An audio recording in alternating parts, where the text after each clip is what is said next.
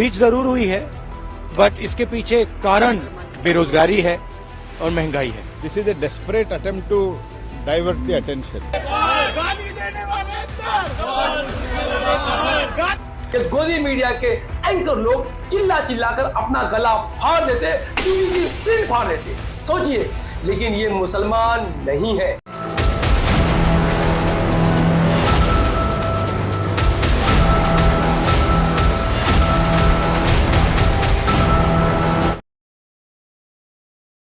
Parliament में अब तक का सबसे बड़ा सिक्योरिटी ब्रीच 13 दिसंबर को तकरीबन 1 बजे भारत के संसद पे 5 लोगों ने मचाया आतंक। ये 5 लोग भारत के संसद के परिसर में घुसे, जिनके नाम है मनोरंजन गौड़ा, सागर शर्मा, अमोल शिंदे, नीलम आजाद और ललित। ये 5 लोग थे जो संसद भवन आए थे। हमने देखा वो 2 लोग, मनोरंजन गौड़ा और सागर शर्मा, ये 2 लोग संसद के अंदर गए, पार्लियामेंट के अंदर गए। हमने वीडियो में पूरे देश ने देखा कि वो वीडियो जो वायरल हुआ कि एक बंदा छलांग मारते हुए, बेंचेस को छलांग मारते हुए वो वेल के पास यानी स्पीकर की कुर्सी के पास जाने की कोशिश कर रहा था। और आप सोचिए ये कितनी खतरनाक बात है, कितना डेंजरस सिचुएशन है ये बड़ा सिक्योरिटी ब्रीच है। It's a big security lapse, it's a failure of Delhi police and it's a failure of security intelligence agencies। वो कैन जिसमें वो धुआं था वो उन्होंने अपने पैरों के जूतों में दबाकर अंदर लेके पहुंच गए। तो आप सोच सकते हैं कि कितना बड़ा सिक्योरिटी ब्रीच हुआ है। वो जो स्मोक बॉम्ब था, जिसे स्मोक बॉम्ब कहा जा रहा है, टीयर गैस कहा जा रहा है, आप सोचिए, आप इमेजिन कीजिए कि अगर वो कोई जहरीली गैस भी हो सकती थी। अगर वो जहरीली गैस होती, आप जानते हैं कि पूरा पार्लियामेंट एसी पैक्ड हॉल है, उसके अंदर जहरीली गैस स्प्रेड होती तो सोचिए क्या होता। आज कोई लोग इसे इतना सीरियसली नहीं ले रहे। एक मेंबर ऑफ पार्लियामेंट 15 लाख से ज्यादा लोगों को रिप्रेजेंट करता है और ये रिस्पेक्टेड चुने हुए देश के लोगों के नुमाइंदे हैं जो संसद में आके बैठे हैं, irrespective of the party which they belong. कोई फर्क नहीं पड़ता कि वो कौन सी पार्टी का है, रूलिंग पार्टी या ऑपोजिशन पार्टी, लेकिन वो इस देश के चुने हुए नुमाइंदे हैं, रिस्पेक्टेड मेंबर ऑफ पार्लियामेंट है। ये कितना बड़ा सिक्योरिटी लैब था, कितना बड़ा सिक्योरिटी ब्रीच था कि अगर ये जहरीली गैस होती तो इमेजिन कीजिए कई लोगों की जानें जा सकती थी, कितना बड़ा हादसा हो सकता था। आप जस्ट इमेजिन कीजिए। It's a total security failure, it's the failure of Delhi police. और इस हादसे ने देश के सामने बहुत गंभीर और बहुत बड़ा सवाल खड़ा कर दिया है। आइए हम समझने की कोशिश करते हैं दरअसल क्या हुआ था, ये कौन लोग थे और किस तरीके से ये लोग पार्लियामेंट के अंदर पहुंचे। दरअसल पार्लियामेंट की प्रोसीडिंग में सुनने के लिए आम आदमी यानी विजिटर्स भी जा सकते हैं। वो पार्लियामेंट के अंदर बैठकर, एक उनका अलग से चेंबर है, वहां बैठकर वो पार्लियामेंट की प्रोसीडिंग सुन सकते हैं, हियरिंग देख सकते हैं। तो लेकिन एक प्रोटोकॉल फॉलो करना पड़ता है, एक प्रोसीजर उन्हें फॉलो करना पड़ता है और वो विजिटर बिना किसी एमपी के रिकमेंडेशन के अंदर नहीं जा सकता है। तो एमपी को क्या करना पड़ता है, एक फॉर्म होता है जो विजिटर्स को अंदर जाने के लिए अलाउ किया जाता है। वो फॉर्म वो एमपी मेंबर ऑफ पार्लियामेंट पूरा फॉर्म भरता है और उस विजिटर्स का पूरा डिटेल उसमें आता है, उसका नाम, उसका सरनेम, उसके बाप का नाम, उसका पता, कौन है, कहाँ है, टोटल डिटेल्स उस मेंबर ऑफ पार्लियामेंट को वो विजिटर्स का उसमें भरना पड़ता है। उसके बाद में वो एमपी मेंबर ऑफ पार्लियामेंट उस पर साइन करता है। उसके बाद में उन विजिटर्स को वो पास इशू किया जाता है। मतलब इनडायरेक्टली बिना एक मेंबर ऑफ पार्लियामेंट के कंसर्न के, बिना उनके परमिशन के और बिना उनकी सिग्नेचर के कोई भी आदमी पार्लियामेंट के अंदर नहीं जा सकता। और ये आरोपी लोग जो पार्लियामेंट के अंदर गए थे, इनके फॉर्म पे साइन, इनके पास पे साइन बीजेपी के एमपी प्रताप सिम्हा ने किया था। जाहिर सी बात है, जब बीजेपी के एमपी ने इस पे साइन किया है मतलब वो बीजेपी का एमपी इन्हें अच्छी तरह से जानता होगा, पहचानता होगा, जब तो इसने उनकी सिक्योरिटी ली, जब तो इसने उनके फॉर्म पे साइन किया। आप इमेजिन कीजिए, हम और आपको अगर पार्लियामेंट की प्रोसीडिंग देखने जाना है और प्रोसीडिंग सुनना है लाइव, तो हमें एक एमपी का रिकमेंडेशन चाहिए, उसको हमारे फॉर्म पे और हमारे पास पे एक मेंबर ऑफ पार्लियामेंट की साइन चाहिए। तो आप सोचिए एक मेंबर ऑफ पार्लियामेंट ऐसी किसी अनजान आदमी के फॉर्म पे साइन कर सकता है क्या? बिल्कुल नहीं। मतलब एक एमपी मेंबर ऑफ पार्लियामेंट उसी को रिकमेंडेशन करेगा जिसे वो अच्छी तरह से जानता होगा, पहचानता होगा, वो कहां रहता है, वो कौन है, और वो मेंबर ऑफ पार्लियामेंट का बहुत करीबी होगा, जब तो उसने उसे रिकमेंड किया। और ये लोग पार्लियामेंट के अंदर घुसकर किस तरीके का इन्होंने आतंक मचाया, ये वीडियो भी आप देख लीजिए।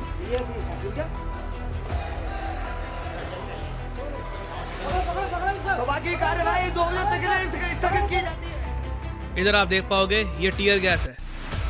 आई मीन सिक्योरिटी का मजाक बना दिया गया है। मैं लिटरली यही कहूँगा, क्योंकि इस पर हमको वार्निंग आई थी, इस पर हमारे मीडिया ने इतने आर्टिकल्स पब्लिश किए, रिपोर्ट्स पब्लिश हुई, वो पन्नू की डायरेक्ट वार्निंग थी कि ये कुछ करेंगे इंडियन पार्लियामेंट में, और अचानक से हमारी सिक्योरिटी इतनी वीक थी कि लोग अंदर चले गए और इस तरीके से जो गैस है, लिटरली टीयर गैस है, ये फेंक दी। एक आरोपी नीलम आजाद, जब उसे पुलिस ने गिरफ्तार किया तो उस नीलम आजाद ने चलते चलते क्या कहा, यह भी आप सुनिए। तानाशाही बंद करो, तानाशाही नहीं चलेगी। हमारे अधिकारों को खत्म किया जा रहा है, जनता की आवाज को नहीं सुना जा रहा है। मेरा नाम नीलम है और हर बंदा हमारी ये जो पटाखे फोड़े आप लोगों ने नारेबाजी की, क्या नाराजगी आपकी? हमारी भारत सरकार है, जो हम पे ये अत्याचार हो रहे हैं, हम अपनी हकों की जो बात करते हैं, लाठीचार्ज करके हमको अंदर डाला किया जाता है, तो हमारे पास कोई माध्यम नहीं था। नहीं, हम किसी संगठन से नहीं है, आम जनता है, स्टूडेंट है हम, क्योंकि हम बेरोजगार हैं। हमारे माता पिता इतना काम करते हैं, मजदूर, किसान, छोटे व्यापारी, दुकानदार, लेकिन किसी की बात नहीं सुनी जाती।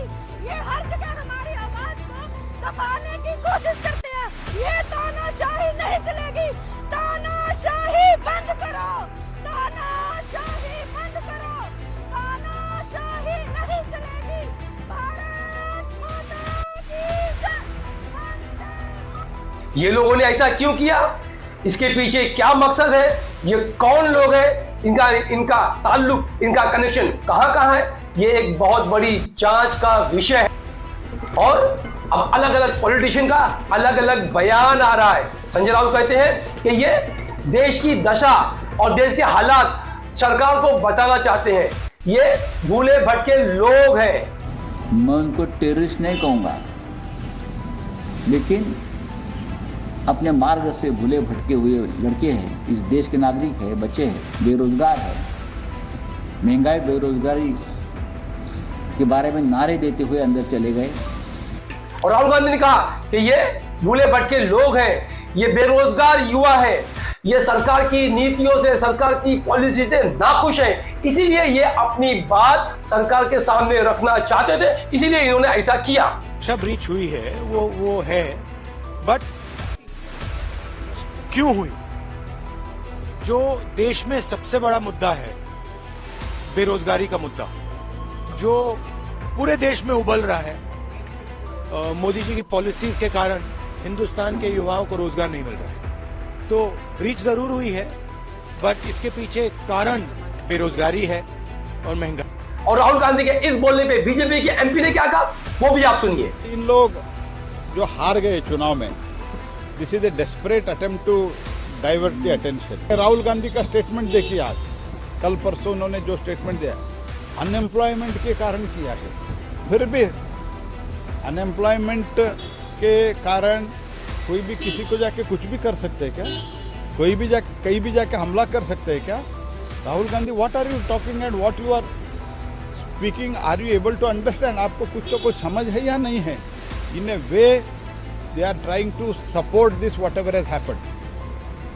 तो इसके लिए पहले कांग्रेस पार्टी को उत्तर देना चाहिए। They have to reply first on this. तमाम लोग इन्हें भूले भटके लोग, परेशान लोग, बेरोजगार लोग, सरकार की पॉलिसी से नाखुश, सरकार की नीतियों से नाखुश लोग बताए जा रहे हैं। मतलब मेरे हिसाब से ये बहुत शर्मनाक बात है कि ऑपोजिशन पार्टीज के लोग यहाँ भी पॉलिटिक्स और सियासत कर रहे हैं। इस गंभीरता को, जो हादसा हुआ इस हादसे की गंभीरता को समझने की कोशिश नहीं कर रहे हैं। इसमें भी वो पॉलिटिक्स कर रहे हैं, सरकार पे आरोप प्रत्यारोप लगाने की कोशिश कर रहे हैं, कह रहे हैं कि ये लोग भूले भटके लोग हैं, बेरोजगार लोग हैं, बेरोजगार युवा है और अपनी सरकार की नीतियों से नाखुश लोग हैं, इसलिए सरकार के सामने अपनी बात रखना चाहते थे, इसलिए इन्होंने ये किया।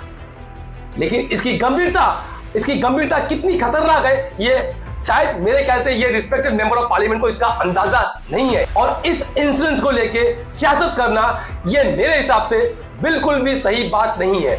और खास करके जिस तरीके से ऑपोजिशन पार्टी के लोगों ने इस मामले को भी लेके सरकार पर टारगेट किया, सरकार को बोला, सरकार की नीतियों पे उंगली उठा रहे हैं, मेरे हिसाब से इसमें सियासत करना बिल्कुल भी ठीक बात नहीं है। यह एक गंभीर इशू है, यह बड़ा सिक्योरिटी लैप्स है, इसमें कुछ भी हो सकता था। यहाँ पर लोग, उन्हें भूले भटके लोग, बेरोजगार युवा, सरकार की नीतियों से नाखुश लोग ऐसे बता रहे हैं। इसका मतलब एक आदमी भूला भटका है, एक आदमी अगर बेरोजगार है, युवा है, सरकार की नीतियों से नाखुश है, तो क्या वो कुछ भी करेगा? वो कानून अपने हाथ में लेगा, वो आतंकी साजिशों को अपनाएगा, आतंकी नीतियों को अपनाएगा और किसी पे भी अटैक करेगा? नहीं, ये बिल्कुल भी नहीं हो सकता। आपको प्रोटेस्ट करने का राइट है, आपको अपने सवाल सरकार से पूछने का राइट है, अधिकार है, आप सरकार से सवाल पूछ सकते हैं, सरकार की गलत नीतियों पे विरोध कर सकते हैं, लेकिन it should be under the Indian constitution, as per the constitution of India, हमारे संविधान के तहत होना चाहिए। ऐसा बिल्कुल भी नहीं होना चाहिए कि एक आदमी अगर सरकार की नीतियों से नाखुश है तो वो कानून अपने हाथ में लेगा, बिल्कुल भी नहीं। लेकिन जो अहम सवाल है, जो अहम मुद्दा है, वो कोई भी नहीं पूछ रहा है। जिस एमपी ने इन्हें रेकमेंड किया, जिस मेंबर ऑफ पार्लियामेंट ने इनके फॉर्म पे साइन किया, इनके पास पे साइन किया, वो बीजेपी का एमपी, जिसने इनके फॉर्म पे साइन किया वो बीजेपी का एमपी प्रताप सिम्हा, उनके बारे में कोई सवाल नहीं पूछ रहा है। कि जाहिर सी बात है कि जिस मेंबर ऑफ पार्लियामेंट ने साइन किया है वो मेंबर ऑफ पार्लियामेंट से पूछ होनी चाहिए। जाहिर सी बात है कोई भी मेंबर ऑफ पार्लियामेंट किसी के भी फॉर्म पे, किसी के भी पास पे साइन नहीं करेगा जब तक कि वो मेंबर ऑफ पार्लियामेंट उस विजिटर को अच्छी तरह जानता ना होगा। जब वो उसे अच्छी तरह से जानता है कि वो कौन है, कहाँ रहता है, जब ही वो उसकी गारंटी लेगा और उसके फॉर्म पे साइन करेगा। ऑपोजिशन पार्टी के मेंबर ऑफ पार्लियामेंट है, ये सवाल क्यों नहीं करते कि पूछताछ सवाल उस बीजेपी के एमपी से होना चाहिए कि जिसने उन विजिटर्स के फॉर्म पे साइन किया था और उन विजिटर्स को अंदर लाया था।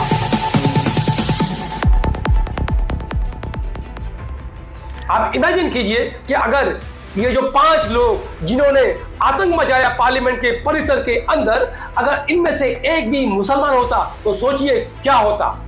तब भी क्या संजय राउत, तब भी क्या राहुल गांधी यही कहते? क्या राहुल गांधी ये कहने की हिम्मत करते कि ये बेरोजगार लोग हैं, ये बेरोजगार युवा है, ये सरकार की नीतियों से नाखुश है, ये प्रोटेस्ट कर रहे थे, ये सरकार के सामने अपनी बात रखना चाहते थे, इसीलिए इन्होंने ये रास्ता अपनाया? तब भी राहुल गांधी यही कहते? शायद नहीं। तब तो पार्लियामेंट अंडर अटैक ऐसा कैप्शन चल, और टेररिस्ट अटैक ऑन पार्लियामेंट, और जो लोग इस अटैक को करते अगर वो मुसलमान होते तो उन्हें डायरेक्टली आतंकवादी घोषित कर दिया जाता, बिना पूछताछ के, बिना तहकीकात के। आज कोई भी आदमी, कोई भी लीडर ऑपोजिशन का हो या रूलिंग पार्टी का हो, उन्हें टेररिस्ट नहीं कह रहा है, आतंकवादी नहीं कह रहा है, एक भूले भटके बेरोजगार युवा कह रहा है जो सरकार की नीतियों से नाखुश है, जो सरकार के सामने अपनी बात रखना चाहते हैं, इसलिए उन्होंने ये रास्ता अपनाया। लेकिन उन्हें टेररिस्ट कहने की, आतंकवादी कहने की किसी की हिम्मत नहीं हो रही है। और अगर वहीं ये मुसलमान होते तो डायरेक्टली बिना सोचे समझे उन्हें टेररिस्ट का और आतंकवादी का लेबल उन पे लगा दिया जाता। ये गोदी मीडिया अपना गला फाड़ फाड़ कर, चिल्ला चिल्ला कर अपनी टीवी के स्क्रीन फाड़ देता अगर ये लोग मुसलमान होते। सोचिए। और फिर और टीवी के पीछे बॉम्ब ब्लास्ट दिखाया जाता, टेररिस्ट अटैक दिखाया जाता, कहीं के भी अटैक, कहीं के भी उठा के दिखाया जाता, और दिखाया था parliament, Indian parliament under attack, terrorist 5 लोग, फला फला फला फला, ऐसे 5 नाम गिनवाए जाते। और ये टीवी मीडिया के, ये गोदी मीडिया के एंकर लोग चिल्ला चिल्ला कर अपना गला फाड़ देते, टीवी की स्क्रीन फाड़ देते। सोचिए। लेकिन ये मुसलमान नहीं है। अगर ये मुसलमान होते तो इनका कनेक्शन आईएसआई से जोड़ दिया जाता, लश्कर से जोड़ दिया जाता, सिमी से इनका कांटेक्ट बता दिया जाता, और हो सकता है कि इनका हमास से भी इनको जोड़ दिया जाता। ये होता अगर वो लोग में से कोई भी एक मुसलमान होता। तमाम गोदी मीडिया को सांप सूंघ गया है, कोई इसके बारे में बात नहीं कर रहा है, कोई चर्चा नहीं कर रहा है। मेरा सिंपल कहना है कि हम गुनाह को तय करते वक्त, अपराध को तय करते वक्त, एक मुजरिम को डील करते वक्त हम उसका मजहब, जात, धर्म देखेंगे? नहीं, बिल्कुल नहीं। गुनाह गुनाह होता है, अपराध अपराध होता है, जुर्म जुर्म होता है, आतंक आतंक होता है। उसे उस बुनियाद पे ट्रीट करना चाहिए, irrespective of the religion which he belongs. हमारे लिए देश और देश की एकता और अखंडता ये सबसे ऊपर है। इसीलिए देश की एकता और अखंडता के साथ कॉम्प्रोमाइज नहीं किया जा सकता।